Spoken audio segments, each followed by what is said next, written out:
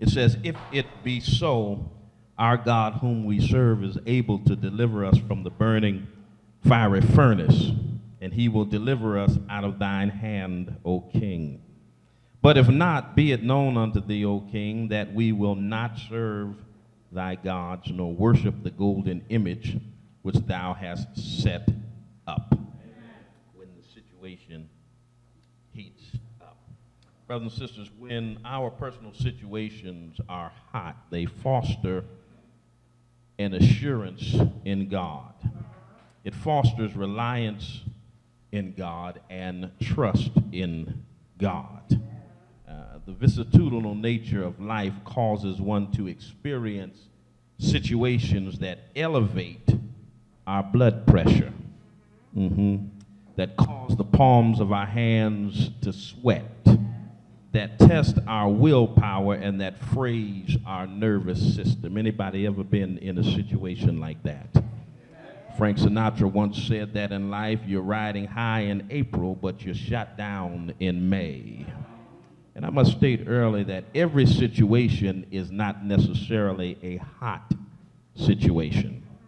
I know the barometer in your life may say that the temperature is over 100 degrees, but I'm not talking about a change in the atmosphere around you, because I know some situations make us feel hot and pressured. That's because of the unknown. That's because there are consequences to our own actions. That's because there is an equation to life. That's because the balance of power is always on the other side. But let me pause and remind you from the other week that the definition of hot during this particular series is when you feel the presence of God. It's when we walk in the purpose of God and when we manifest the power of God. So given that definition, I would argue that every situation is not a hot situation, because every situation we find ourselves in is not a thou situation. Most of the time it's a me situation.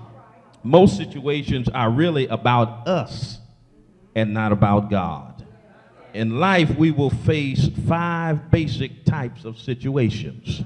We'll face tight situations, tough situations, terrible situations, tragic situations, but most importantly, we will face truth situations. And many of us face the first 4, but never get to the 5th.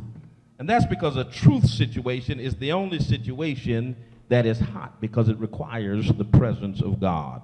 It's the only situation that's not about us, but is about God. And we usually spend more time dealing with matters about ourselves and little time dealing with matters about God.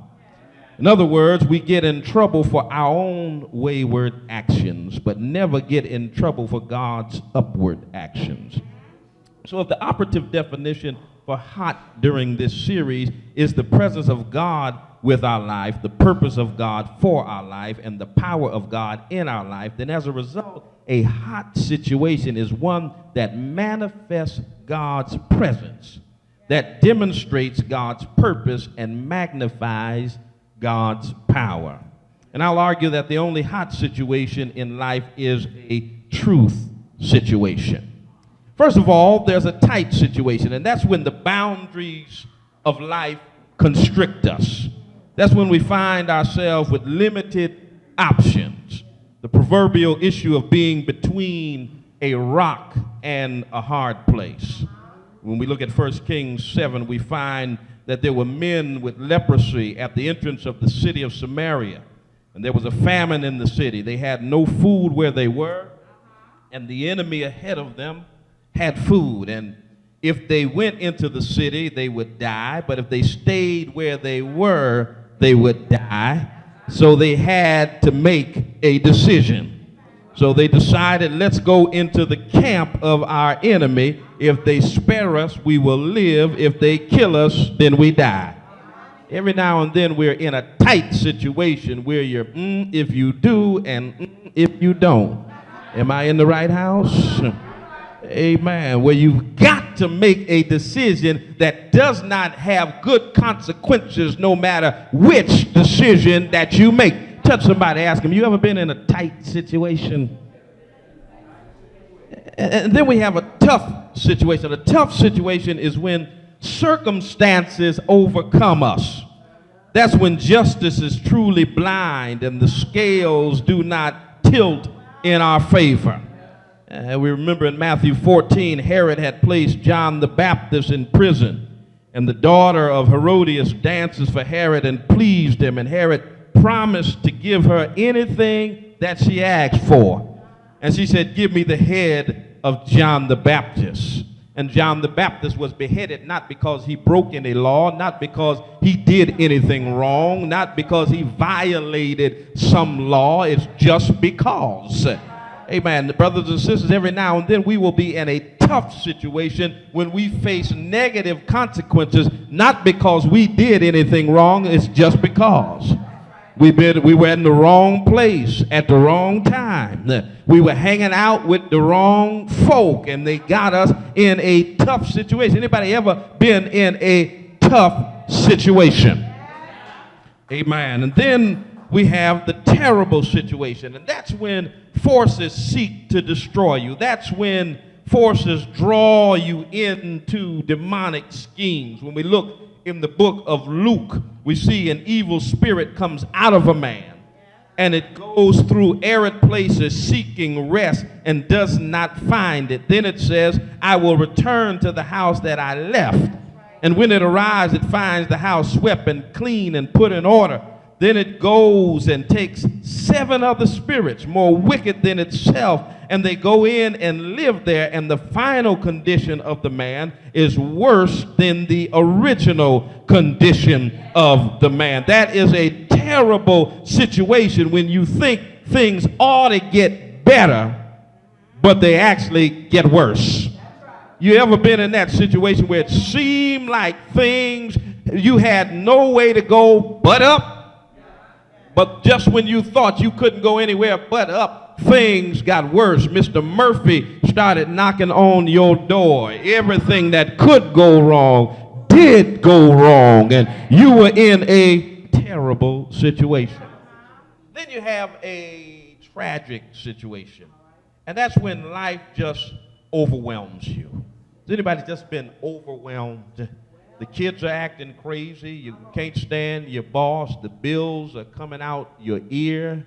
Amen. You can't get your house clean. Your spouse is acting up.